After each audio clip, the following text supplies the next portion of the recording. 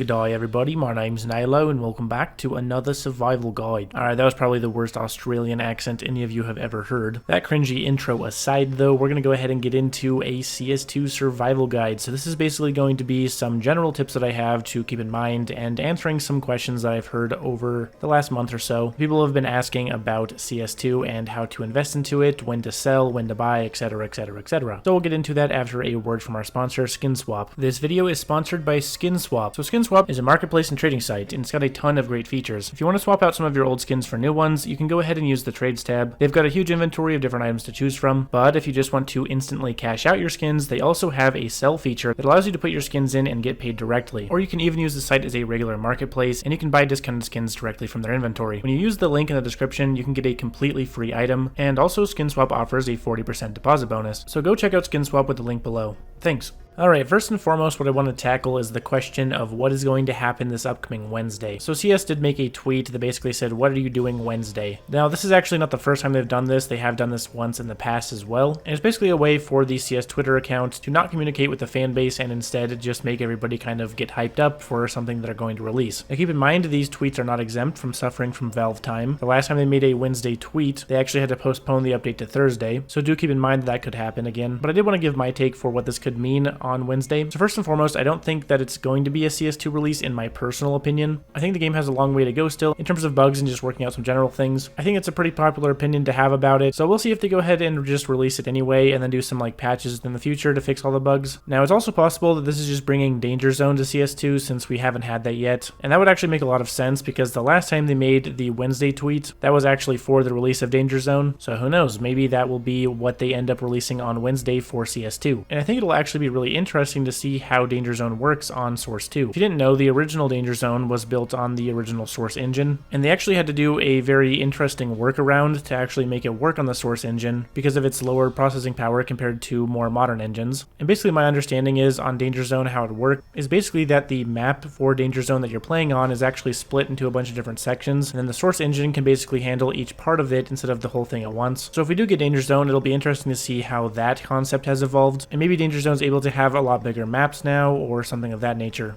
So anyway, if Danger Zone is the update that we get on Wednesday, then I'm sure the 4 people that play it are going to be very happy. But if they do actually end up releasing CS2, or at least an open beta for CS2, then that could mean some pretty big implications for the CS market. And for that reason, I wanted to make this video just to make sure everybody is generally prepared for the chance that is the case. Generally speaking, we don't know what the update's actually going to be, so investing right now is probably going to be the best move in order to minimize the risk of missing out on that. So first and foremost, how much should you invest? Now, of course, this question is basically completely impossible for me to answer with 100% accuracy. It's entirely dependent on what you feel like is worth investing into, how much you can afford, and that kind of thing. But I'll give you a pretty basic low-cost setup that I think could work pretty well. So firstly, I would put 100 into sticker capsules and stickers in general. I'd use about 60 of that or so to get 100 of each of the team capsules from Paris.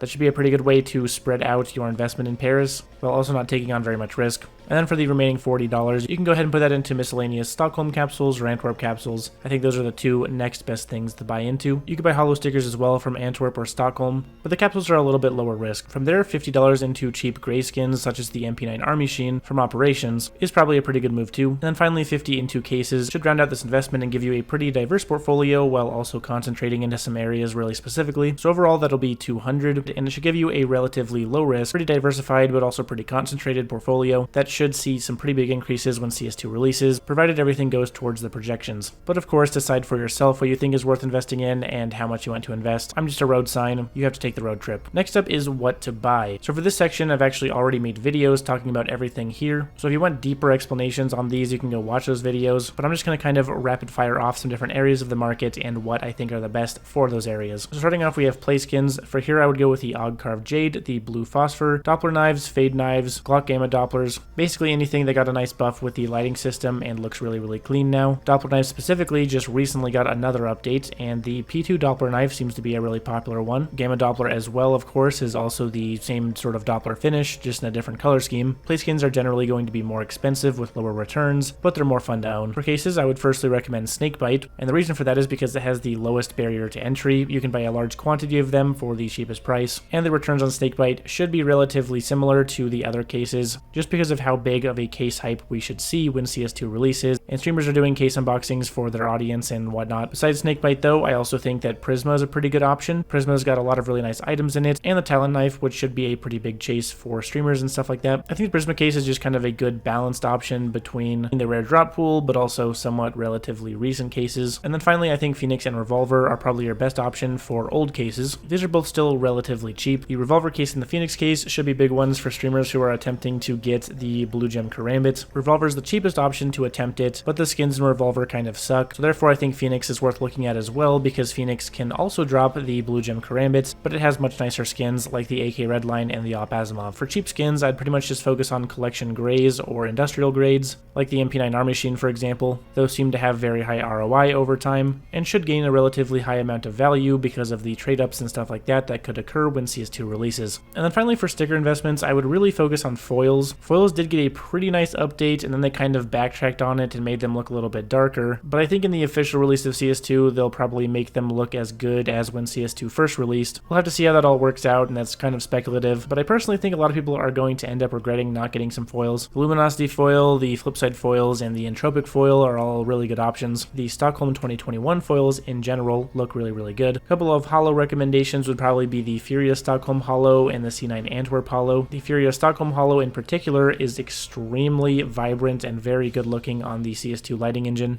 and the C9 Antwerp holo is just a really good looking sticker in general. Definitely one of the peaks of the borderless stickers overall. Alright, moving on to the next section, which is when to sell your investments. So if we're going off of the last CS2 market hype, then selling about a week after would likely be the peak. If you want to factor in that people are probably going to dump stuff sooner or just are going to be smarter about it in general, then I think about 3 days or so would be the peak. The last time we had this hype, the market did shoot up immediately, but then over the course of the next week or so, the market continued upward, so we'll have to see how that works out this time around, but I think those should be some relatively correct predictions. Keep in mind that news still has to spread around when CS2 actually releases. Streamers actually have to go download the games and set up their streams and things like that, so for the hype to really get all the way out there, there's going to be a little bit of travel time, so I don't think the peak of the hype will be exactly on day one. For the next section, we're going to talk about when to rebuy your investment, so basically when you should buy into the CS market again after selling off for the CS2 hype and taking your profits. Firstly, if you want to cash out any of your profits, then go ahead and feel free to do that. If you want to buy some cool stuff in real life, then that's totally an option as well. You don't have to keep everything in CS if you don't want to, but if you do want to keep your profits stored in balance on Buff or wherever else you decide to sell on, then I would guess about 1.5 to 3 months after the release of CS2 should be when prices come back down to a relatively normal state. Basically, you'll just have to watch the market and look at some eSport Fire indexes and figure out when the overall market kind of comes back to that normal level that we're at right now or so. And then that's when you can decide to buy back into the market. Of course, that's only if there's new investments to actually make. If not, and the market seems like it's going to just keep going down after 3 months, then you can keep waiting. Just keep an eye on it. Those are just my general guesses. Keep in mind that just like holding an investment, you have to be patient for when you want to buy back in. You'll probably see some random hype spikes going off here and there, and that'll make you kind of tempted, but be happy with any profits that you're able to get, and don't make irrational emotional decisions. Keep in mind you'll probably be waiting a while after CS2 releases to reinvest your money, because the market should stay relatively high for a while. And then finally, how should you go about organizing your investments? So one option is using the Buff automatic updating spreadsheet. I'll leave a link to a Reddit post that describes how to use it. It's pretty janky, so I personally like making my own custom spreadsheet. You can be a little bit ambitious with gold prices because of how big the hype for CS2 should end up being, but still set some gold prices that are realistic. They give you a pretty good margin of profit. But in general, that's going to go ahead and wrap up this guide. That being said, if this video helped you in any way, shape, or form, I'd really appreciate a like. It helps me massively and costs you absolutely nothing. Furthermore, if you want to subscribe to the channel for the best CS investment tips, then go ahead and do that. And if you have any further questions, you can always reach out to me on Discord or Twitter with links in the description below. And be sure to check out Skin Swap if you want to pick up some cool items and support the channel. Thanks guys, see you next time. Peace.